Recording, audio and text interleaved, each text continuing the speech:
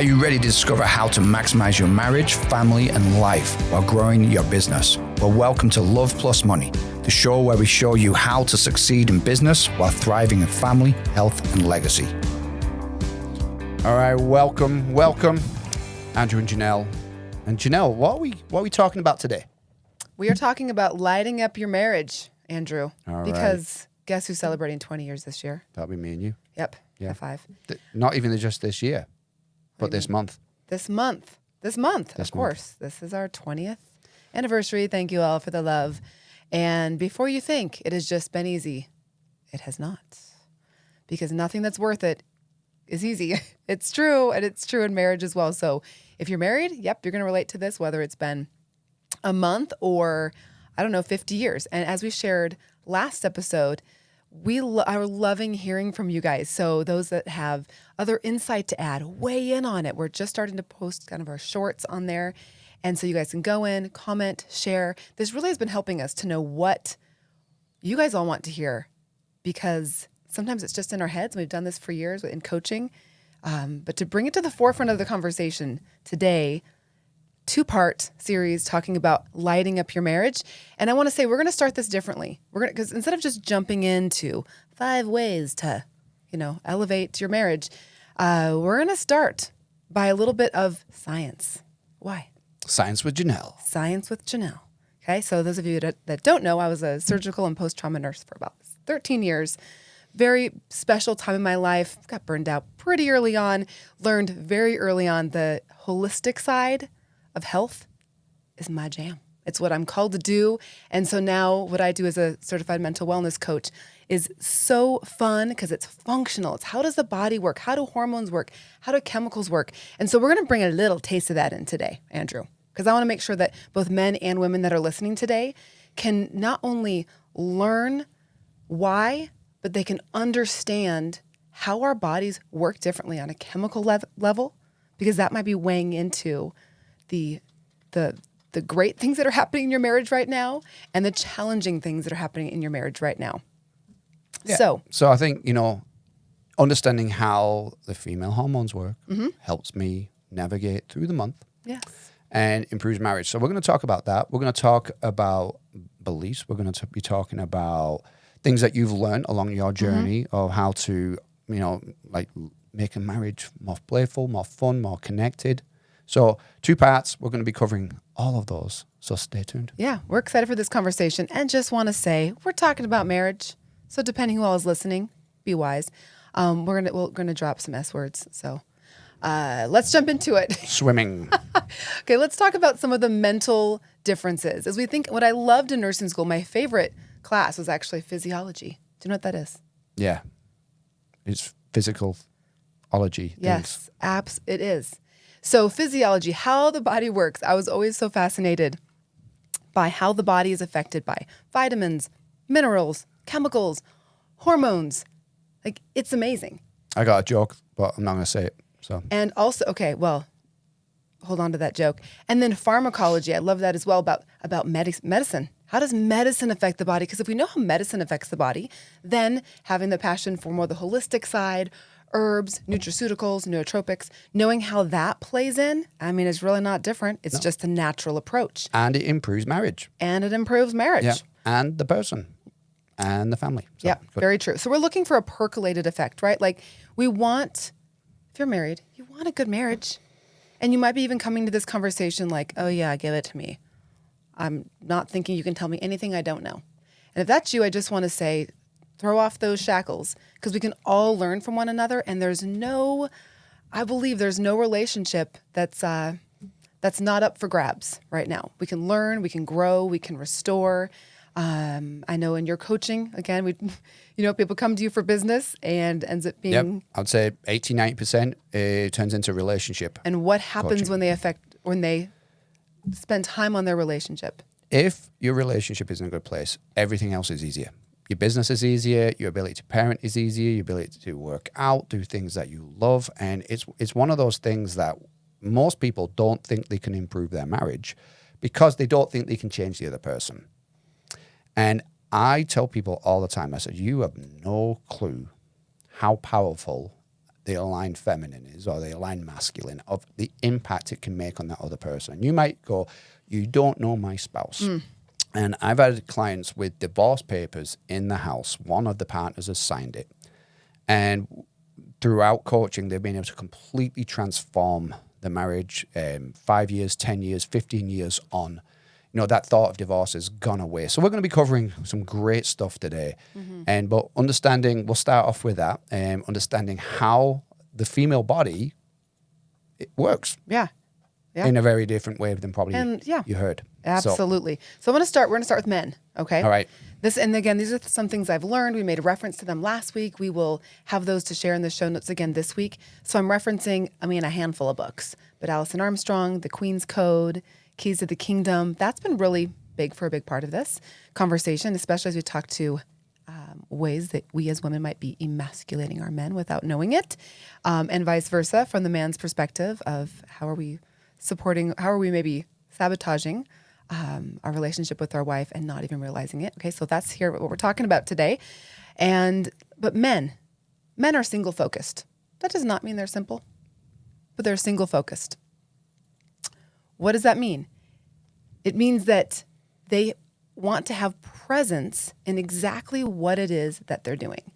And as women, we can be single focused. Can do it. We can do, but it can wear us out more. Why does it wear us out more when we really try to hustle? This is why personally, and believe me, I'm like life in the fast lane hustler, I would say. I have to work with my personality. I have to work on chilling out and sitting on the couch, correct? We bought a new couch and Janelle's not sat on it that much. I had a few times. Okay, so I'm coming from this, wanting to do life fully and well and be a high achiever. But as women, we can be single focused. It takes a lot of energy. Why? Men have between 15 and 30% more testosterone than women. So as women, 30 times, 15 to 30 times. What did I say? Percent. Sorry, 15 to 30 times the amount of testosterone. So I'm going to say that again. So men have 15 to 30 times the amount of testosterone than we do as women. Yes, women, we have testosterone. So what does that look like? We think about drive, not just drive when we think about sex drive, but like drive to do hard things, get things done naturally. You men have 15 to 30 times that amount. So for us, what that can look like is it can look exhausting for us sometimes when we really get into gotta hustle, gotta get things going. It can be exhausting. Because what I've learned is that we as women, we use up that testosterone, we spend it every time that the emotions are coming into things. And that's why they say naturally, that's why men naturally aren't coming from a place of emotion. It spends a lot of testosterone, and without even knowing it, you want that high testosterone. Yeah, and you think about teenage boys, they want to find out how strong they are. They want to find out how fast. Yeah. We saw a kid on an electric bike wheeling at night down the street. Without his light on. Without a helmet. And I'm like, yeah, because he's got high testosterone and he wants to push himself and do dangerous things. And Janelle's response is like, get a light on, Honey, it's true. But it's like testosterone makes you want to do hard things. It makes you want to push weights. It makes you want to go on adventures. It makes you want to go after business goals. And so a female's testosterone, the percentage is actually higher than their percentage of estrogen. But women make testosterone in their adrenals. So if they're stressed, that plays havoc on their hormone And before balance. menopause, actually, the majority is coming from the eggs that we have in our body. And after menopause, it's solely coming from the adrenal. So this is why when we talk about how we're wired differently, it is important to know at even the cell level what's going on. So again, to recap, like as men being more single focused, that's your gift. And knowing that as women, yes, we have testosterone as well, much less, 15 to 30 times less testosterone than men. What we can do when we want to get single focused, to kind of go back to that, because I relate to this and you know this about me, in order to be single focused, we tend to need to have our environment clean. So that's when it's like, I need to have my space clean. I need to do A, B, C, and D before I can really get in the zone. Anyone else feel that? I know that's big for me. We read the book Crazy Good Sex. Mm-hmm. And in that book, they talk about closing down the tabs of the computer. So in order for a woman to be intimate, if she's going, did I take the wet laundry and put it into the dryer? Did I register the kids for camp? Yeah. Did I lock the car outside? Did I, Did I emotionally connect with my child at the level that they needed today? Yes. So they're going through all of that. So as men, what I learned from that book is, can I help her close her tabs down so she can be single focused? And so that intimacy is more present. And so now I'm just like, great. Hey, I moved the washing over. I got the doors locked. Guess what? I had this great conversation with the kids. They're all happy. Yeah. They're good. And so as men, be a great tab closer for your lady. Mm-hmm. And what are some practical ways that you do that? You just said how you come in. You'll make sure some of those things are done that are important to her. Yeah, and I'll mention it so she can close the tab down. Mm-hmm. Well, not she, but you. Yes, I'm married to you. Yeah, that's very true. Mm-hmm. Oh, yeah. So I love that visual. And in wanting to sometimes knuckle down and get work done as women, knowing that the emotion around things spends a lot of our testosterone, which really is that get things done, let's focus in, right? We also want to look at our cycle. So as we say men are single focused, does not mean simple. It means single focus. It's like a laser beam. This is why I like mountain biking, lifting weights. This is why you'll see a lot of men who are really into sports. Like nothing else exists in the world when they're watching their hockey or their football, because they like to put all of their focus on one thing. Mm-hmm. So our gift is not in being single focused. It's a fantastic, tremendous gift that you men have, by the way. But ours is in being multi-focused. Because as females, of course, we are multifaceted, because we are physiologically changing every week, right? We are changing every week with cycles. If you're having a cycle, so I want to speak to that a little bit because I like talking about the science. So when we think about our cycle, we look at the strengths of each of the cycles, and we're putting it into kind of the menstruation, ovulation, follicular phase that's happening during this 28-day cycle. And to know that, I find it so fascinating, even when it comes to working out. When is the best time to lift heavy weights? When is the best time to do more yoga and walking? When are the best times to make sure you're really stretching? All of that plays in. And I just want to say, if you love this topic and want to go deeper, let us know over on Instagram. And I'll make sure that we're sharing some more stuff like this, and that even on my content, to make sure we have some great resources for you guys with this. But I'm going to talk about one part of this cycle that we have as women, one part of our season of the month that is fascinating. And that's that last part, day 25 to 28, which is kind of right before, you start a cycle. A lot of times when we can be feeling more emotional, our hormone levels decline as we're preparing for that cycle, and we can our body isn't feeling good, right? We're not really feeling sexy. We can be feeling kind of bloated. We could be feeling kind of crampy, headaches, mood swings. So one thing to consider during that time is to make sure that you're getting good walking. You are moving your lymph system. Whether it's on a treadmill or outside, ideally you're walking with your spouse, but that you are getting movement in during that time. Knowing that as your hormones are coming down, you're going to need a little more support. You're going to need a little more rest during that time. And your protein intake is really important. So it's really important right before you think about you're preparing for this event to happen, monthly of having a cycle. And so having good protein. So we really want to make sure we're increasing our protein during that time, because, isn't this fascinating? It directly impacts our serotonin levels, which is our happy hormone. What can happen is we're feeling bloated, we're feeling like we have a headache, and the honest truth, we're feeling like carbs. Okay, talk about PMS stuff as we kind of put that in a box, PMS. But we can want to go for the carbs. It's the worst thing we can do. Still want some carbs, but you want to make sure you're getting protein really prioritized, because that will help in the serotonin production. And that's the one that, of course, regulates our mood. It regulates our appetite and our digestion. So that'll help as you're coming into the next part. So we're multifaceted again. We are multi-focused. And like we kind of were joking about, it's because we are designed to look after the needs of those around us. And it's a beautiful part of our gift. So with your gift, speaking to men, of being able to be single focused, let's just get things done. This is important. This is the most important thing. And I'm going to focus on it. We as women sometimes can tend to put our men down because we're like, why are you not acknowledging all these things? But if we can see the gift, and what I've learned is, although in my mind I can be thinking of all the laundry list of things that need addressed, but when I see that you are focused on, let's just bring finances for instance, like you've been great, like you are focused on us being financially healthy as a family. So I might be looking at some other needs and things, and I might maybe bring up the fact that I feel like you're not addressing something.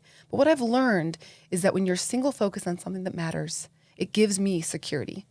And as much as I'm a, go women power, at the same time, we have to acknowledge one another's gifts. And I believe that in marriage, I'd say probably over the last 5 years, maybe since we started really diving into the Enneagram, looking at your strengths, not only as a man, but your particular strengths with your personality, and having, for me, honestly, it's a discipline of looking at Andrew's gifts and being able to highlight those and bring those to the forefront and edify and acknowledge him for those gifts that he has, such as for you, standing up for those that don't have a voice, or being able to be so loyal and committed and timely. Like, there's certain things for you, and I just love that. And if you forget and leave a dish on the counter, the worst thing I can do is nag my man about that, right? When these other things, like, it's going to do so much better in marriage when we acknowledge. Yeah, I hear it so much from my clients, my male clients. It's just like, look, I'm doing all these things, and then she found the one thing, the dish that was on the countertop, the socks that were on the floor. But I'd cleaned the whole garage, or I'd been at work, or I've been working 15 hours a day. And it's like, but I can never make her happy. I hear that all the time. I know I mentioned that before, but that, again, I've never, ever, in 15 years of doing this, no guy has ever mentioned his wife's forehead, lines, eyebrows, eyelashes, hair, lips, fillers, lack of fillers. It's always that I'm trying so hard and nothing I do can make her happy. That's the number one thing. And it doesn't matter of income level. I've had people making millions a year, still can't make her happy. I've had people really struggling, can't make her happy. I've had people that, have got no kids, lots of kids, and that's the number one thing. And I was even thinking when you were talking about food, like carbs give you dopamine, is that right? If you getting that quick dopamine hit. Okay, yeah, oh yeah. But it's the serotonin that makes you happy longer, So those carbs are going to you're trying to go and try and get that quick fix of dopamine, but it's going to go boop, boop, back down. But you want to raise that serotonin. So again, I was looking for a happy marriage. Part of that is nutrition. And it's when to have that nutrition. So I think, it's you understanding me, and I see this a lot. Think of 2 magnifying glasses. It's like, oh, my new boyfriend, my new girlfriend, so chilled out. My last one's so type A. Oh, I love how chilled out they are. Go with the flow. 5 years into marriage. Why are they so lazy? What is wrong with them? Why don't they have some ambition? Gosh, I've heard from even some of my go-getter girlfriends that the flip side of it, their husband was like, man, she's amazing. She gets things done. Like, nothing gets in her way. She's a go-getter. 5 years in. Why is she being such a bitch? Yep. I mean, that's what you hear. Yep. Right? So it's understanding, number one, we're wired differently. Number two, as females, we have these different flows of how our hormones are fluctuating during the month. And as females, it's not hard to learn. Like, we have resources for you guys. If you're not already following us on Devlin Worldwide over on Instagram, we'll make sure that we have these resources for you. We have some new downloads we're putting together, but just know yourself, know thyself. And spouses, know your spouse. It does not take a PhD in marriage and family counseling to be able to have a great marriage. So when we talk about, we come back into men and women. Men, they're built strong and steady. Guess what? They're needy. Now, why do we think that being needy is a negative? What does it sound like to you? Sounds weak. Yeah. Sounds like a baby. Sounds like a little baby. So you have needs. And in a secure and healthy relationship, men can express those needs. And so I think you bring up a great point. It's like men have needs. And I think we don't do a good job of expressing those needs. And so tell me a little bit more about that, because I still think a lot of people out there might go, needy, needs. Like it doesn't feel good. So explain that to me a little bit more. Well, one thing that you and I have talked about a lot, we've looked at, it's always easy to look back and look at other people's marriages. Okay, so even looking at those that have been married for a lot longer than us and saying, hey, this couple's been married for 50 years, but you see there's not great communication. There's a lot of deferring any sort of emotion. There's ignoring. There's just moving on. There's not talking about it. First, I like to say that most people, I believe, they're doing the best they can with the information that they have and what maybe was demonstrated to them growing up, right? Those I think of like our parents, being raised by those that came out of World War II. And you think of all that was happening, all the trauma. So there's a lot of people that are in that age group, about 25 years older than you and I, Andrew, that have had a lot of trauma coming from different places because of just historically, environmentally, what has happened. So number one, it's always giving grace, and it's always easy to see the flaws in one another, right? The speck. The speck. Yeah, speck in the eye rather than the plank in your Right, own. exactly. So I want to start with that, but we've both said, most men can be talking about them being needy, they can be feeling inferior, distant, lonely. And what that can look like from the woman is they're just the distant part, like we get that. They can be feeling distant, but deep down, they're needy because they can be feeling inferior. And we're going to talk about some ways that maybe as women we're emasculating or breaking down our men without realizing it. But the needy part, number one, you have the emotional needs. Men love to be nurtured. And if there's a man that would say, no, I don't need to be nurtured, then I would just want to go give him a big old hug and say, it'd be great for you to find a great coach to talk through some of this with you, because men want to be nurtured. We don't always think about that. We think of women nurturing babies. But you as men want to be nurtured. Well, even yesterday, I got a text from Janelle, and she's like, hey, I made you lunch. And I was like, she was thinking about me. I've had a full day of coaching, and she made me lunch. And it was like, and it's food for my soul as well, And so it's like when we're not going to be telling you what our needs are, but we love that you can anticipate our needs. And when that for men shows that you know us, you understand us, and that's intimacy. Does that make sense? Intimacy doesn't have to be physical, but it was just like somebody's thinking of me. Somebody's trying to make my day better. And for most men, they don't feel like that's the case. I love that you just put such a strength around nurturing.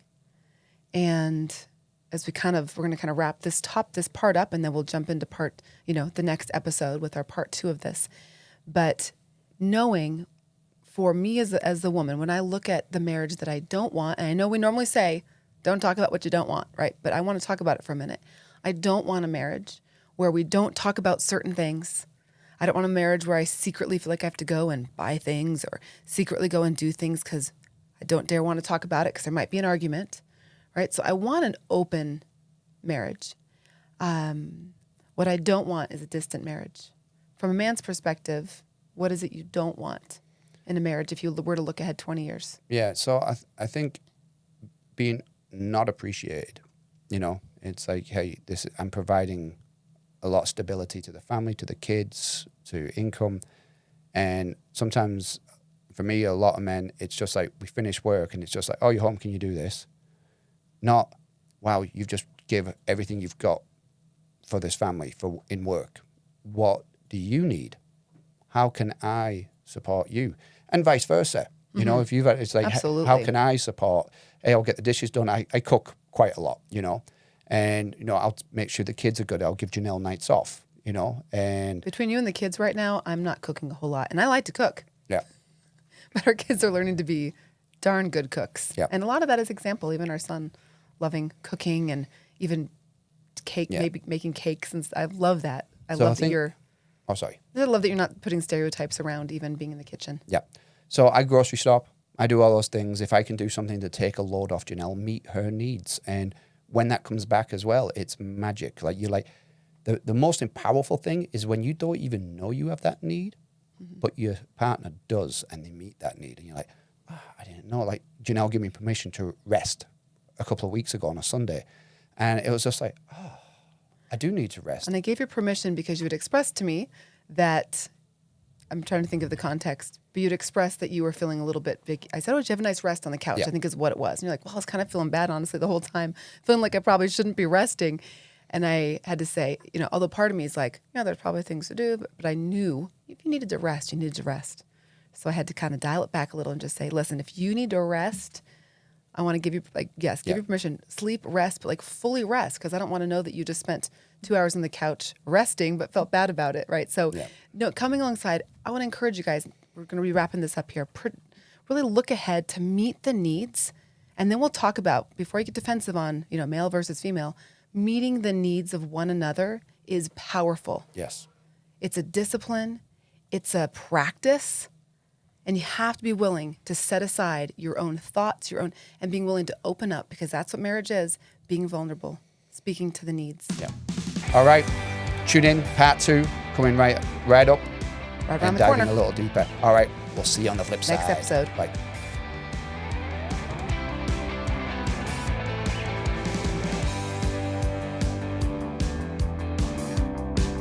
Thanks for riding shotgun with us on another episode of Love Plus Money. We trust you're leaving with meaningful insights. If today's episode fueled your hunger for success and fulfillment in all areas of life, don't hold back. Hit that subscribe button, give us your rating, and lay down your thoughts and a review. Your feedback powers our mission to equip high achievers like you with the tools to conquer every challenge. Stay dialed in with us on social at Devlin Worldwide. And guys, keep charging ahead, nurturing your relationships, and never compromising on your most important dedications. Until next time, this is Andrew and Janelle Devlin signing off, reminding you that love plus money can equal the freedom to live your best, most purpose-filled life.